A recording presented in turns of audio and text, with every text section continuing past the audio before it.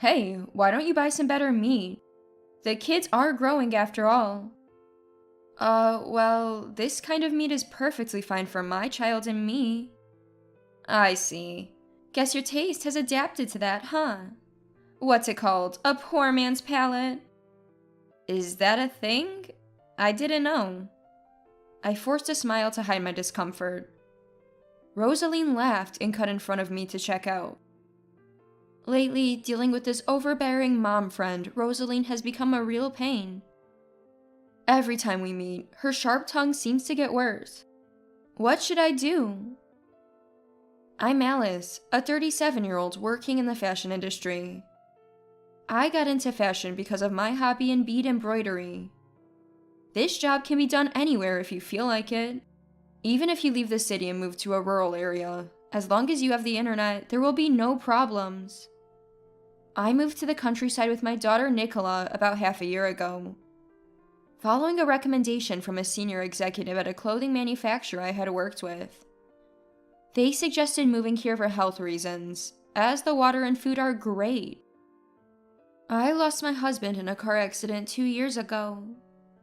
Since then, I've been down, and Nicola started to shut herself in her room. Thankfully, my colleagues and clients were concerned and helped us a lot.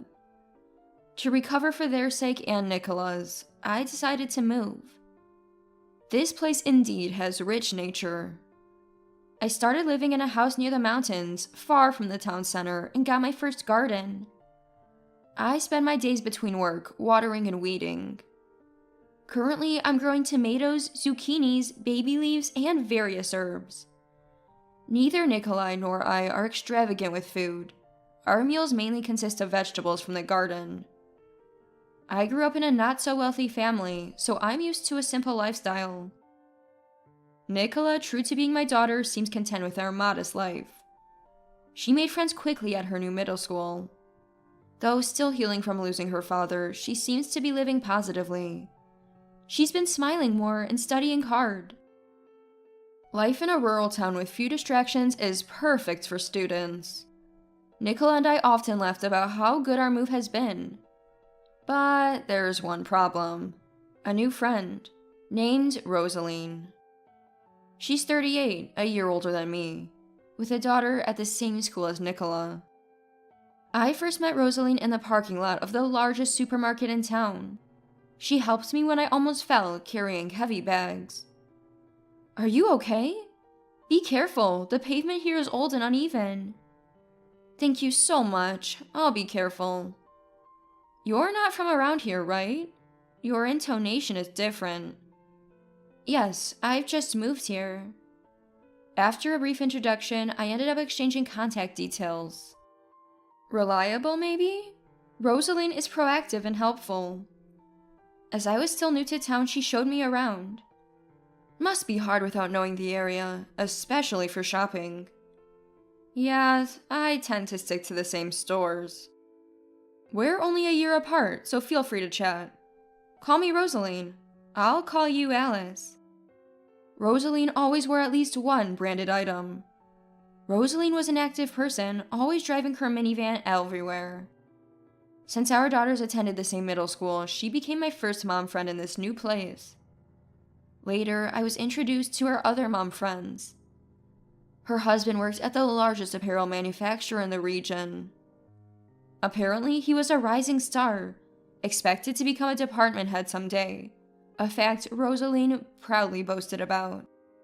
That's where her condescending attitude began, rooted in her husband's success. Her friendly and reliable facade hid a woman who constantly looked down on others. Rosaline's husband was famous among their circle for his good looks, often compared to some actor. Of course, Rosaline was proud of this, although she pretended it was a source of worry.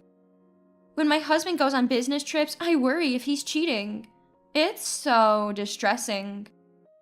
Many avoided talking about their partners around Rosaline, fearing comparisons about looks, height, income, and job titles, and being ridiculed. As a widow, I thought I was safe from her judgment, but I was wrong. Single mother, huh? Poor Nicola. They say kids from such homes don't dream of marriage, right?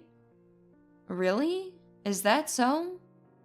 Yeah, single parenting is risky. It can mess up a child's personality. Why not remarry quickly? I didn't choose to be a single mother, and I still love my late husband. Rosaline was troubling, unashamedly hurting others with her words. She was my nemesis, overwhelming for someone like me who struggles with assertive people. One afternoon, she showed up at my house unexpectedly. I had to stop my work to entertain her, unprepared with snacks. I bet if I don't serve anything, she'll gossip about it to our mom friends. I felt so gloomy. That day, I served our finest tea. Rosaline looked around my living room and commented, "Small, but nice. Being alone forever must be lonely, right? Should I introduce you to a man?" She went on about how single parents negatively affect children and how unhappy single parents' home are, citing sad societal examples. Both parents are always better. Do you get what I'm saying? I understand, but there are many single-parent families doing their best.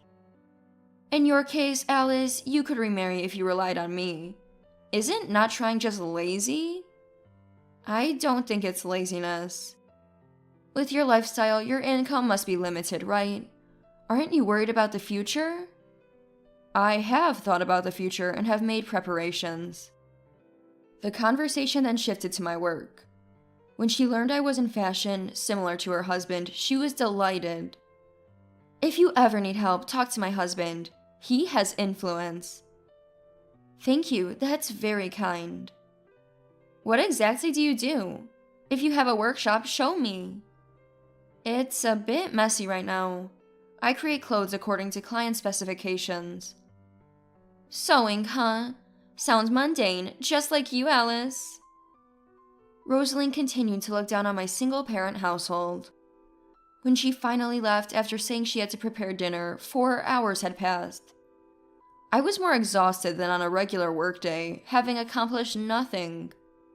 One day while shopping, Rosaline told me about an upcoming open house at Nicola's school. Being well-connected, she always had the latest information. School open houses are important. It's also about how other kids see their mom, right? Yes, I suppose that's true, I agreed with her, which only added to my feeling of unease. The fact that I'm a single mother has spread among the mom friends through Rosaline. She surely isn't speaking positively about me, probably saying things like I'm a naive dreamer for refusing mere marriage proposals. The thought of being judged coldly by the other mom friends made me dread attending the school open house, but I couldn't skip it, thinking it might upset Nicola. Plus, I wanted to see her in class and report back to my late husband in heaven. While I was pondering this, Rosaline started talking about what to wear on the day. Our middle school's open house is quite casual, so you can dress comfortably. So casual clothes are okay? Aim for something between casual and chic. Just try not to get laughed at. Leaving me with that unsettling remark, Rosaline headed to the checkout. I never imagined such a fuss about my attire on the day of the open house. I wore gray wide-leg pants, a blue shirt, and a green cardigan, with black shoes and a gray bag. Nicola gave me a decent rating when I showed her my outfit in the morning. Everything but my shoes and bag was handmade by me. This is fine, and I was quite proud of them. I headed to the school with a mix of excitement and nervousness.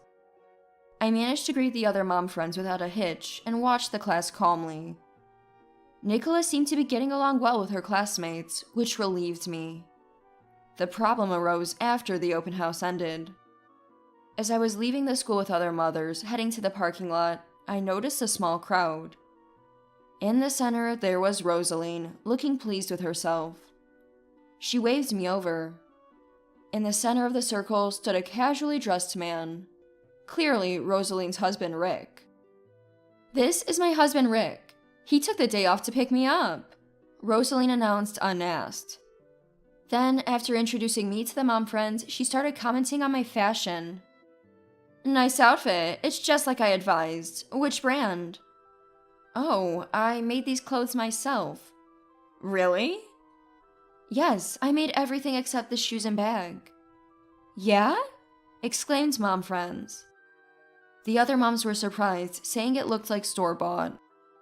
Suddenly, Rosaline's mood soured. She didn't seem to like the attention I was getting. So, it's handmade, huh? Makes sense since you can't afford to buy. Poor single mom. Rosaline started saying things that surprised even Rick. Once she starts talking, she doesn't seem to stop, attacking me one after another.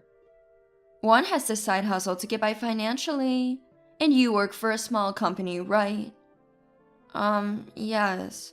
Sorry for working at a small company. Hey, Rosaline, stop it. But it's true. Alice here sews clothes, staying up late at night. Huh? Wait. Alice, you mean the fashion designer Alice?